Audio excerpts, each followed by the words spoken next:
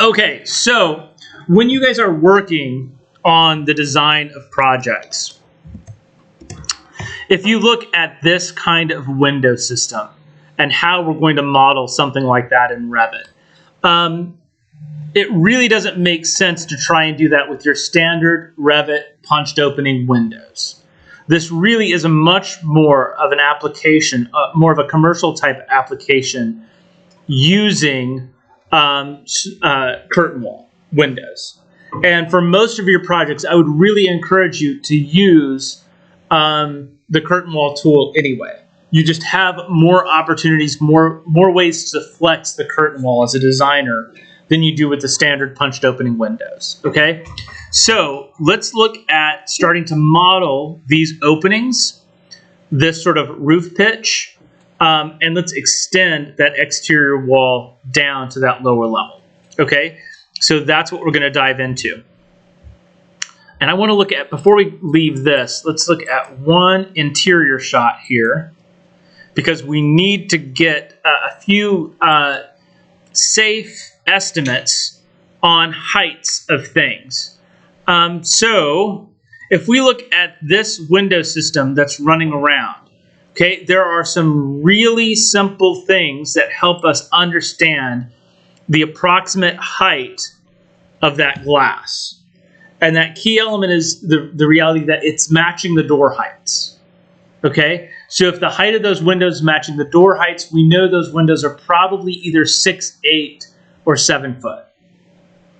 Now, as we discovered in section 1, it might be that everything's a little bit taller than normal, so maybe those doors are 8-foot doors, but I kind of don't think they are. I think that those are 7-foot tall doors, a little bit taller than your standard 6'8", but then the top edge of all of that matches. So we're going to use that as a basic height to start establishing our openings. Okay, so back into Revit. I know I want all of those walls to not stop here at my floor. I need all of them to extend down another 10 feet. Okay, so I drew them at level 1 with no offset. They're extending up to the roof. So I'm going to go with a base offset of -10 so that they go all the way down to the bottom.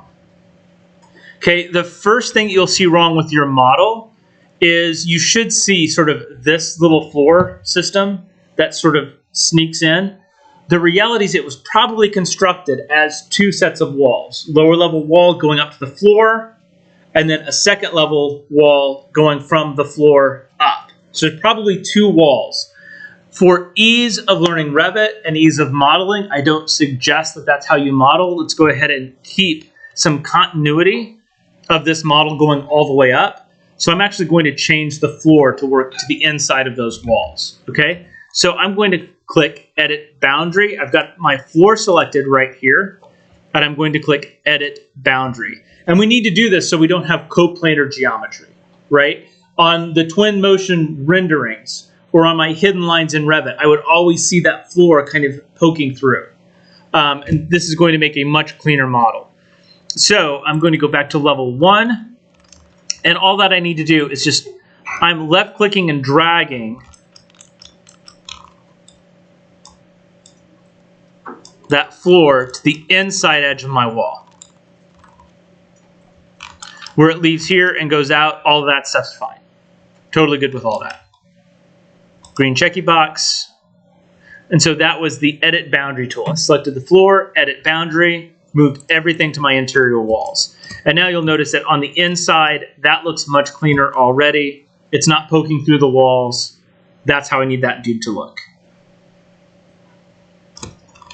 It did mess up that bridge a little bit, but that's okay. We'll fix that later.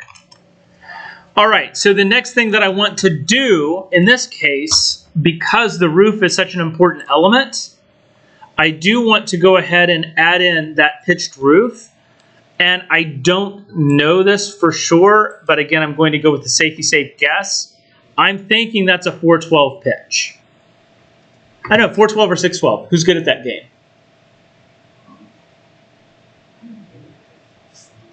Is anybody good at that game? 412 versus 612 versus 1212? It might be 612. Do you guys even know what I'm talking about? That's 6. That's going to be a 6. Yeah. Okay, for those of you that are going, what the what? We're going to cover that in just a second. Okay, so let's go ahead and put a roof on top of this. So back into Revit, I'm going to go to my roof plan view. Click, click. Now this is a really unusual roof. There's no overhang. The roof goes right to the edge of the wall.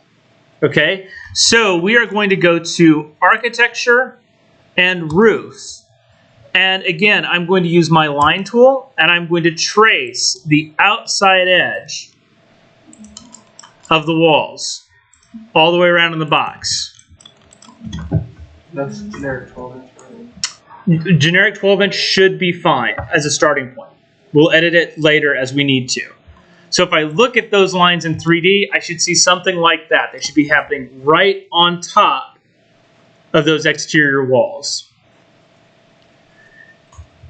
The default roof slope is a 9/12. So if I look at my roof properties, it's a generic 12-inch roof with a 9/12 pitch.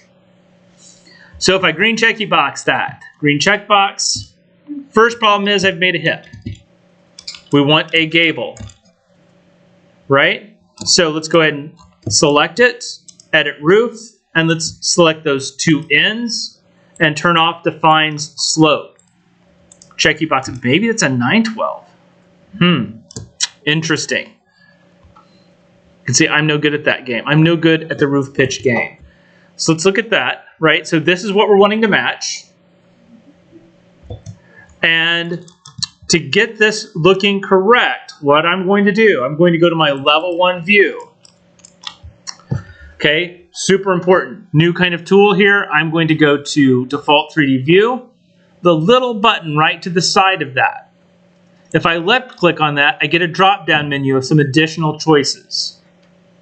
The walkthrough tool exists. Unfortunately, it's kind of ridiculous. Camera you'll use all the time. So the camera is what we use to set up a new perspective view. Okay, remember, lock this into your head. The default 3D view is an axonometric view. It has a scale. Okay, I'm looking at an axon. I'm not looking at a perspective. The camera view is going to give me a perspective. So I know that this photograph was taken just outside of that bridge, slightly lower than eye height, looking up. So I can pretty much emulate that by clicking right about here and setting up a view that does something like that. So that was 1 click and 2 clicks.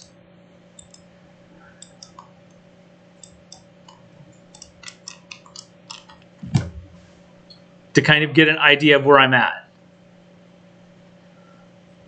And I don't know. Yeah, it's less, isn't it? Too steep? Too steep. Whoa. Cool, you guys with me? Seeing how this is coming together? How do we get to the roof? I have a roof, but no. You have a roof, but no, is it still the purple lines? So you click the ends and then you edited something that I don't know. Got it. Keep saying can't make the roof.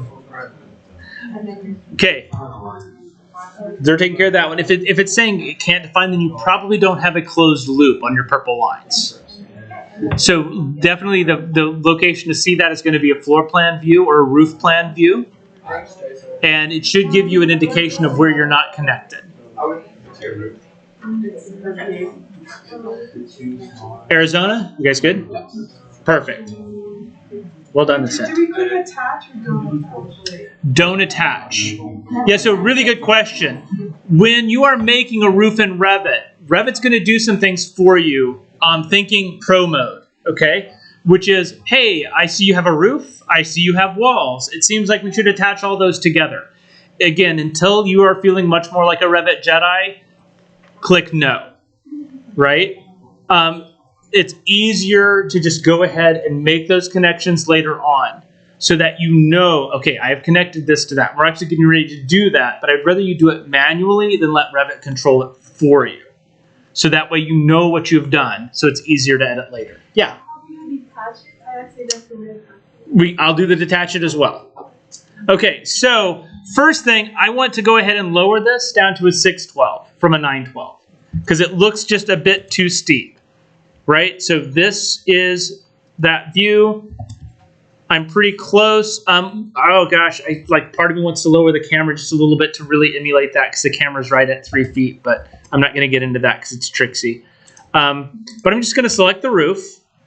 I'm going to go down, and all that I need to do, so this is defining rise over run, right? So it's going up 9 inches, over 12 inches. I just want to change that to 6, and it's automatically going to lower that down for me. I don't have to do anything special. Just select, edit. What do you guys think? Is that better? Yeah. Which is really weird because 8s usually don't exist. If I told a contractor we were going to build an 812 roof, they would, no, we don't do that here. 6 is just too 6 is, well, okay, let's do it. Let's make it an 8. I'm good with that. So I'm going to select that. 8. And here's the thing. Again, as I mentioned, I'm not going to get in, if somebody defines it as 4, I'm probably never going to know. Or 6, or 8, or 9, right? That's not the point of the class, okay? The point of the class is to see what the options are, see how they work. Okay, attaching walls. So I can still do this from my perspective view. I'm just going to switch to the axon view. It's just a little bit easier to see how everything happens. So again, I'm going to hover over one wall. I am going to tab to select all of my walls. Then I'm going to click Attach Top Base, and then select the roof. And it pulls everything up to your roof automatically. Now, be aware, if something weird happens with your roof, like I'm just going to break it really quick, right? If it's not, yeah, huge skylight, right?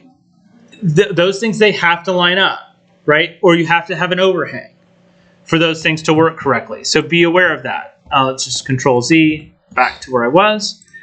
If I need to detach something, it's the exact same process in reverse. I can select all of my walls, and then there's a detach button. Detach from the roof, and that unstickifies them, okay? Now, keep in mind, once I have that, and this is why I'm not too concerned about whatever the roof pitch is, those walls are now going to follow that roof wherever it goes.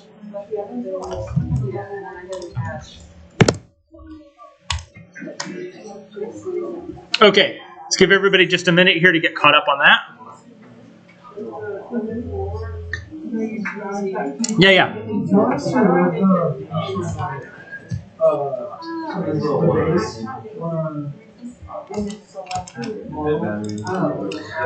The ones that are running this direction? I'm talking about the steel lighting. No. Keep them in for right now. Grab that inside and drag it to the inside. Because that's just the edge of the door. Okay, so let's get into punching the openings for this, okay? So what we're going to do is I'm going to select this wall,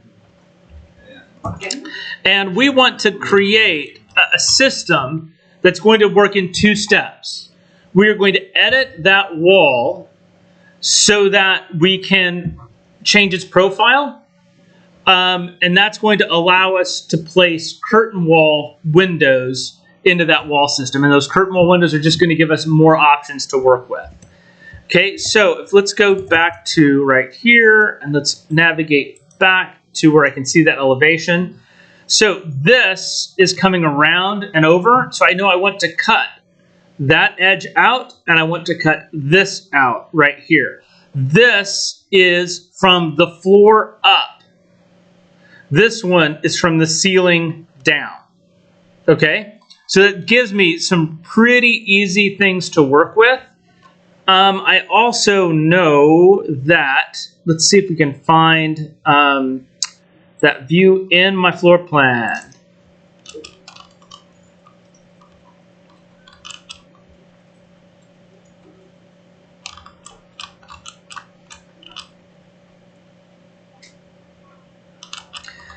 Okay, so this right here, I'm going to measure. So I'm using my measurement tool.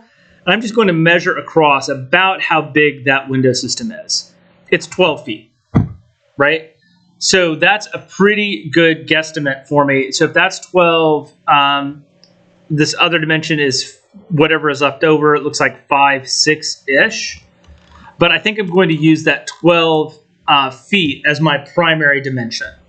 Okay, so in this view, and I believe that's coming this direction over. Yeah, it is. That direction over, and then we'll build this piece Wednesday and Friday of this week. Okay, so I want this to come over 12 feet. I also know this height right here is matching my door height, so we're going to assume that this height is right at 7. So to do that, I'm going to select that wall, and I'm going to click Edit Profile, and it's going to give me a warning message. Because once I start editing a profile, it is going to lock me in. It's going to say, okay, I can no longer automatically create a new profile for you, which matches the roof. So we're breaking something here, and that's all right.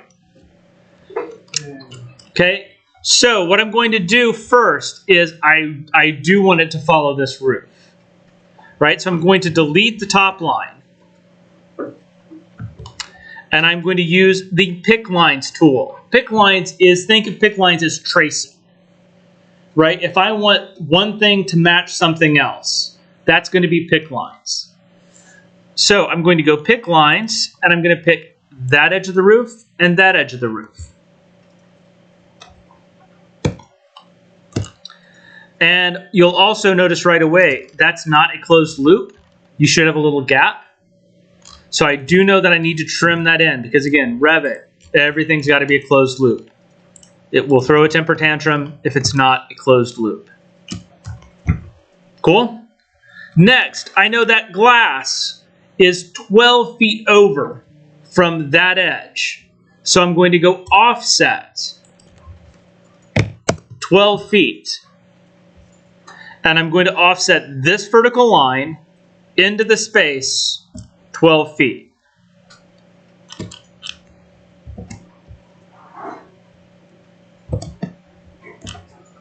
And that looks off by a whole bunch. Because the floor plan that we're working on is different than the one that you did the lines from. Thank you very much. Were you able to measure that and verify? Yeah, because I was just getting ready to go into like, okay, we've got to do some forensics here. 18, that's because that's definitely not, yeah, cool. I'm going to go offset 18 feet. Well done. 18 feet over. Yeah, that looks right. Yay. Okay, next, I need this baseline right here. Okay, because that window is from the floor up. So again, I'm going to use my Pick Lines tool and pick the top of that floor plate. Then I'm going to offset vertically 7 feet. And now I really only need sort of one more piece to make all of this work. Oh, that's so tricksy though. Oh man. So in the other project in Cliff House, it does a similar kind of trick where it's kind of wrapping the glass around the edge, but not nearly as aggressively as this is. There's still a column in the corner. That really explodes the edge out, right? So yeah, we just need to go ahead and model it that way. Okay, so that is going to be the basis for the first opening. So to turn this into a closed loop. Yeah. Do you want to trim the lines on those? For sure. But before I trim the lines, to turn this into a closed loop, I need to split this one vertical, right? So I'm going to go split right here. And then I'm going to go trim. This trims to that, this to this, this to this, this to that. Okay? So I'm getting that shape right here.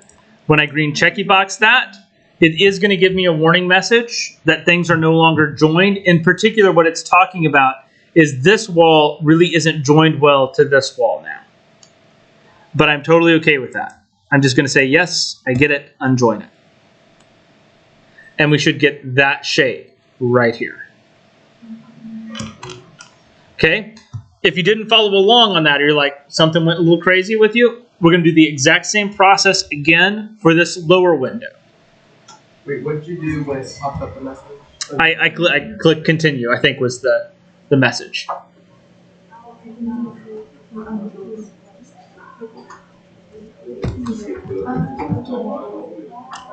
Okay, so let's do this lower window, and then I'm going to turn you guys, actually, I'm going to turn you guys loose now to get through this. I want to make sure everybody's through this. I'm not going to keep moving forward. I'm going to go ahead and stop here.